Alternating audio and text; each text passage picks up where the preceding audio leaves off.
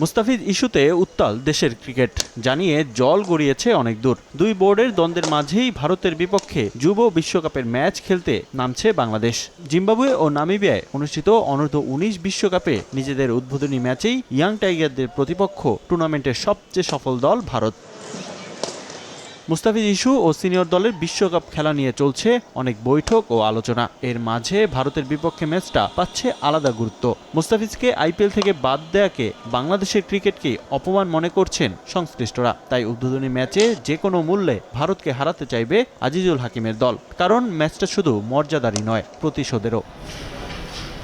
উদ্বোধনী ম্যাচে মাঠে নামার আগে প্রস্তুতি ম্যাচ খেলেছে বাংলাদেশ, যেখানে ব্যাটিং বোলিং দুই বিভাগেই দারুণ পারফরমেন্স দেখিয়েছেন তারা। ম্যাচে ৭৬ রানের ইনিংস খেলেছেন রিফাত বেগ। ১৯ ওভারেই স্কটল্যান্ডের ৯ উইকেট শিকার করে লাল সবুজের প্রতিনিধিরা। তবে শেষ পর্যন্ত বৃষ্টির কারণে ম্যাচটি পরিত্যক্ত হয়।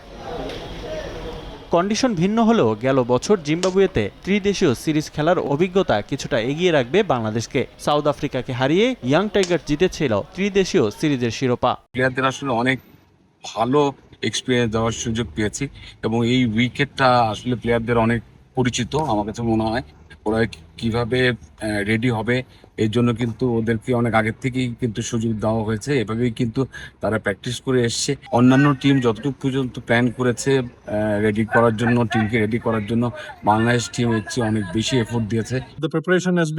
প্রস্তুতি ভালো, আবহাওয়ার বিষয়টি আমাদের হাতে নেই, তবে তা নিয়ে ভাবতে চাই না। আমরা অনেক আগেই এখানে এসেছি এবং মানিয়ে নেওয়ার চেষ্টা করেছি। কন্ডিশন বুঝতে আমাদের দল অনেক সময় পেয়েছে। সব মিলিয়ে আমরা প্রস্তুত।